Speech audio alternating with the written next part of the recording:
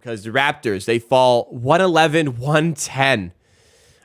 Granted, the 3-point at the end of the game didn't matter, but the Raptors fall. They worked so hard for that comeback in the fourth quarter, but it was ultimately them who put themselves in this bad position. So we're going to break it all down for you in our post-game show for this one.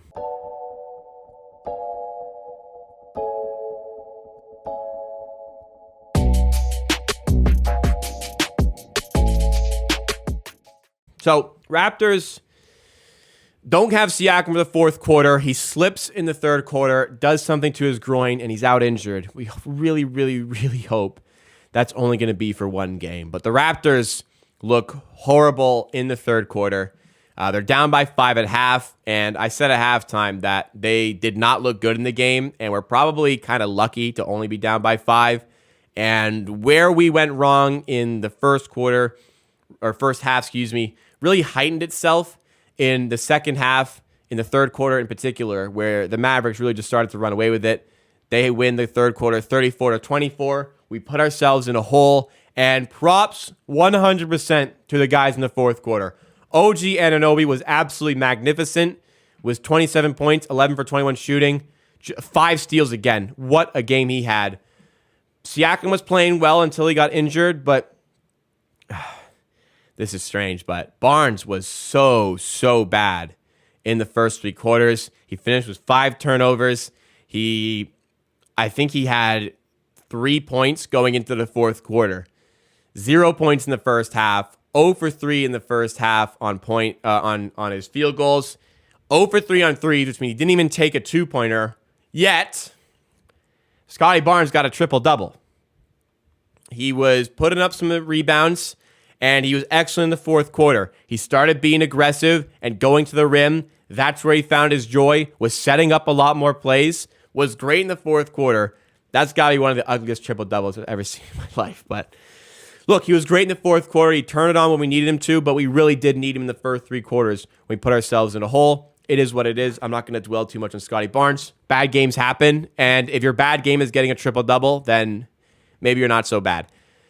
OG with one of his best games I've ever seen him play. Again, 5 steals to go along with the outstanding game. Gary Trent, we really, really, really could have used him today, and he just did not show up. He's a hot and cold shooter. He gets 12 points, 1 steal, nothing else. 3 for 12, 1 for 7 from 3. Really could have used him. Boucher was excellent, absolutely excellent. 17 points, 9 rebounds, 6 for 13 from the field. He was especially great all throughout the game when nobody else was really helping him. Even better as it came to the fourth quarter. Achua, again, he's good in the fourth quarter as well. We played well in the fourth quarter, but Achua looked like he didn't know how to play basketball in the first quarter, quite frankly. On the Mavs side of things, the Luka Doncic show.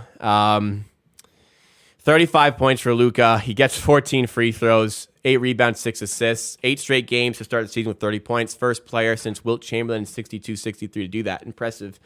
My God, I mean, I think we could have defended him better. I also think a lot of the times you just go, that's Luka, a step back 3, the fadeaways with good defense. I mean, what are you going to do sometimes? I thought going into the game, we see OG as the primary defender on Luka. We had OG on Dinwiddie and Barnes on Doncic. I'm not saying Barnes did a horrible job, but I would have really, really liked to have seen more OG against him, because I think that would have 100% made a little bit of a difference. But, I mean, what are you going to do? He's got 30 in every game, 35 here tonight. He's a good player. Team stats, and this is where we really get beat up, because we win the possession battle. We out-rebound them like crazy. Boucher, big part. But we shoot the ball very poorly today. 44 from the field, 32 from 3. You're going to struggle to win games, especially when you're giving up that percentages on the other side to the other teams. Turnovers also killed us. A lot of them were for offensive fouls, which didn't have a ton of merit at the start of the third quarter. That helped put us in a hole. But it was our own doing. Referees didn't help for the first, I would say, 5/8 of this game. The last 3/8, or some fractions here, actually thought they swung in our direction, but you turn the ball over 19 times. That's just not something that we can be doing. We force turnovers. We can't be dishing them back to them, which we did. We actually get to the line a ton at the end of the game. Same free throw numbers, so you can't chalk it up to free throw variance. Not saying that anybody has, because I certainly didn't. Dallas is a good team. You're playing away from home, and this team fights. Every game you're going to see it. This team is going to fight. This team is going to fight. And it came down to the last few possessions. We made it a one-possession game.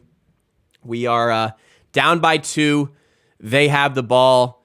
4 seconds on the shot clock, and, the real tight game again. Like Brooklyn, there was a poor decision from Fred to double Kyrie late, which left Royce O'Neal open for 3.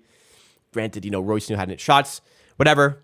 This game, OG defending Luka late, and I know I just said I wanted OG on Luka more, but he fouls him with 4 on the shot clock, sends him to the line because they're in the bonus, and he hits both and puts them up by 4, out of reach for the Raptors, who they had to stop, had a chance. Maybe an ill-advised decision, but OG's a great defender, and in the heat of the moment, maybe not the right decision, but if you get that steal, I'd say OG's a genius, right? So Raptors, they beat Spurs by 43. They beat the Hawks by 30. We lose to the Mavericks by 1. This team is 5-4 on the season. Our offense, our net rating going into this game was 4th in the league.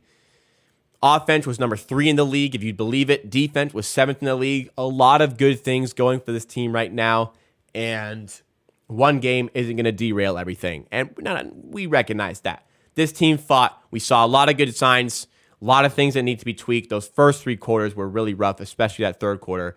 This was a game where you really, really could have used Fred VanVleet because there wasn't really enough penetration with our passing and our initiation on offense. Scotty Barnes didn't look good I know he got a triple-double, and it's crazy, but he was so passive, and we were lacking that guy initiating the offense from a ball handling standpoint, and we were lacking outside shooting for a lot of this game, and Fred really, really could have played a part there. This is the type of game where you did need him and where you really recognize that he's not playing. Hopefully he's back soon, but hey, we played 3 games without Fred, our starting point guard. We won 2 of them. Not the end of the world here. Tough loss. We'll take some positives. There'll be some negatives. And finally, I'm going to end on, there's got to be some bigger decisions to make about the lineups that we're putting out here. We put ourselves in a little bit of a hole to start the second quarter. Nick Nurse threw out a lineup of Banton, Otto Porter Jr., Achua, Koloko, and Gary Trent. So Banton at point guard, Gary Trent at shooting guard, Otto Porter at the 3, Achua at the 4, Koloko at the 5. What was he thinking with that 5? Not a single reliable ball handler there. You're putting too much on Delano Banton, who just has not looked good this season. Upside is there, but you cannot have him be your dominant ball handler. He's just not good enough to continue to break down. A defense in the Mavericks here who's actually looked decent this season. You can't rely on him. Achua getting ball handling reps too often there. Just not a good lineup. I don't really understand what he was thinking with that lineup, and he left it out a little bit too long, in my opinion. But no, not a good lineup there. We got to be smarter with that one. But listen, this team fought. There was good things to talk about in this game. We're acknowledging the bad things, as I have mentioned already a few times already in this video. We'll bounce back. We will bounce back. We're heading into a little bit of an easier chunk of our schedule coming up. I see a comment about Malachi Flynn in the chat. I don't know what you guys are seeing. Malachi Flynn today. Malachi Flynn is very undersized, and he's not a good defender. I don't care that he won Defensive Player of the Year in college. He's not a good NBA defender. He's consistently shown that in his career. Very much this season shown that. He was horrible against the Sixers. He was horrible against the Hawks. That was the reason he struggled for playtime. No good matchups for him today. They would have hunted him, and they would have absolutely destroyed him on defense. This wasn't a good game for Malachi Flynn. I strongly disagree. Coming up, actually, it doesn't get much easier. You got 2 games against the Bulls. You got a home and home against the Bulls. Then you get the Rockets, the Thunder, and the Pacers, and then the Pistons. Pistons are the bogey team, but next 6 games you think you can win. We're 500. We're above 500. I disagree. I certainly think there are positives to take away from this game, but negatives as well that we will work on. We'll be back on Sunday for another watch party. Guys, like this if you enjoyed what you saw, and subscribe for more content just like this. Keep it locked. Amstrad Productions for all of the Raptors content.